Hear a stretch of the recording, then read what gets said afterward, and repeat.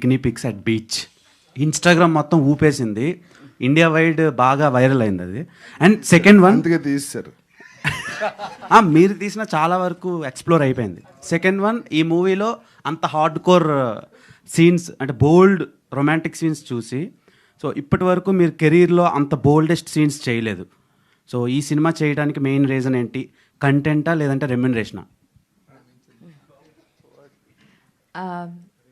Ravichand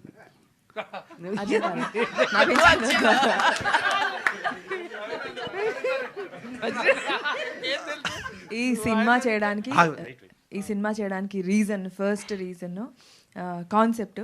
and also Karnakumar గారితో నేను work చేయడం అనేది నేను ఎప్పుడో ఆయన్ని ఆఫీస్కి వెళ్ళి కలిశాను. అండ్ ఆయనతో వర్క్ చేయాలి అనుకొని నేను ఈ ప్రాజెక్ట్ తీసుకున్నాను. రెమ్యునరేషన్ వైజ్ అంటే ఐఎమ్ వెరీ హ్యాపీ. రవి గారు చాలా మంచి రెమ్యునరేషన్ ఇచ్చి ప్రొడక్షన్ వాల్యూస్ కూడా చాలా బాగుండి. అండ్ సరేలే, ఈ సినిమా దివి యాక్షన్ అది ఇన్స్పిరేషన్ తీసుకుని మా ప్రొడ్యూసర్ గారు డైరెక్టర్ అయిపోయారు. ఆ సినిమాలో దివి మెయిన్ రోల్ చేసింది. త్వరలో ఆ ప్రెస్ మీట్ కూడా ఉంటుంది. ఓకే. అయితే రవి గారి డైరెక్షన్లో నేను ఒక సినిమా చేస్తున్నాను ఇప్పుడు. అది కూడా నెక్స్ట్. బిగ్ బాస్ నుంచి బయటకు వచ్చిన తర్వాత ఇలాంటి రోల్ చేయలేదు మీరు. అవునండి. సో ఏ డైరెక్టర్ ఎలా మిమ్మల్ని ఇన్స్పైర్ చేశారు?